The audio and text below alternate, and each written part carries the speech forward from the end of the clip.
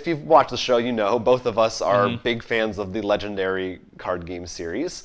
And they just announced a digital version of Legendary called Legendary DXP, which I think stands for Digital Experience or something like that. It's sort of like I think it stands for Daring Extreme without the E.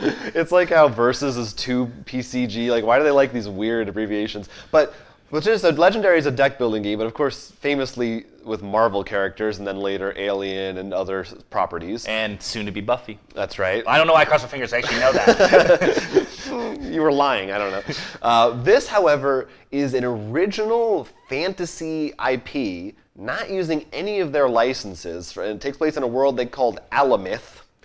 And it's going to have, other than that though, it's going to be the same kind of gameplay. They're going to have solo, online versus modes, as well as weekly actual tournaments that you can kind of participate in. I said mobile, or maybe I just said digital. I know it's on Steam. I think mobile as well. Yeah, I'm positive mobile as well. But I don't know. What do you think about that? That it's not Marvel. It's a new IP. Well, I think the reason for not having Marvel is legal reasons. That's my big guess. But I think where they can... How much is this, by the way? No announcement yet about price or anything like that. Because I think the smart thing for them to do this for is to actually use, for example, they use a whole new IP. They just put it out there, see what people feel, and if it has enough following for that certain one, they'd be like, okay, let's make a printed version.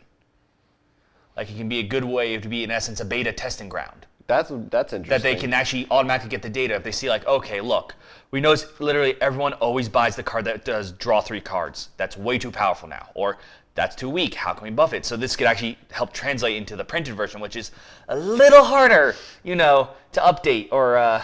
Well, there's certainly a lot of things like because having pretty much every expansion for Legendary, we know having to look through all those rule books and remembering different keywords, that a digital version would simplify a lot, as well as the setup. One of the things a lot of people complain about with Legendary is the shuffling of the decks and all that beforehand.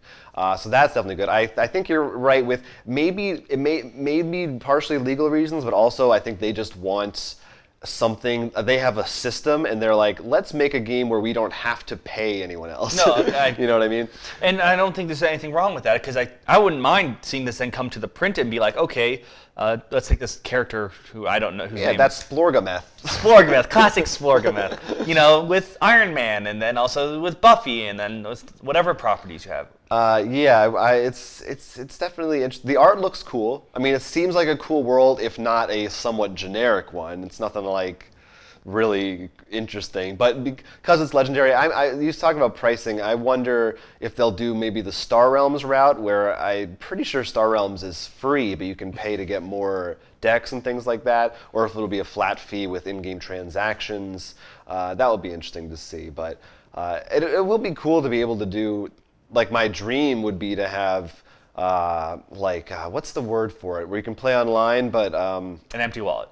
But not at the same time. So like, I know what you mean. I could make a move and then check back later. No, I definitely, no, I mean, it's definitely something we both like in terms of accessory, since, you know, with our friends, we're not always on at the same time and doing stuff. I mean, God, that's always a nightmare, just trying to coordinate things. And because we always want to play Legendary and everyone else doesn't always want to play Legendary. The actual trick with this, too, is if they keep their... Speaking of paying less, their online one is just this. Like, let's say it's just this base, and maybe they add some other stuff in there of just the core, and then everyone's like, I really like this game. And they're like, wait, there's a Marvel version?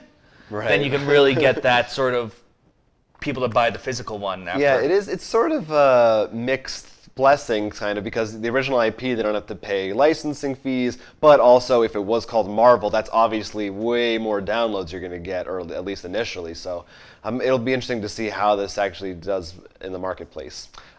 Coming out sometime later this year, but that's definitely a weird one that I didn't expect them to announce that. If you enjoyed this video, it was just a snippet of our full-length podcast, which you can find on our YouTube channel every week. So please go ahead, like, and subscribe for more board game-related content coming at you in the future. And don't forget to check out RollForCrit.com, where we actually sell a lot of the games we talked about, as well as post news and all our other videos. Until then, I'm Will Keeler. I'm Jonathan Estes, and this is Roll for Crit.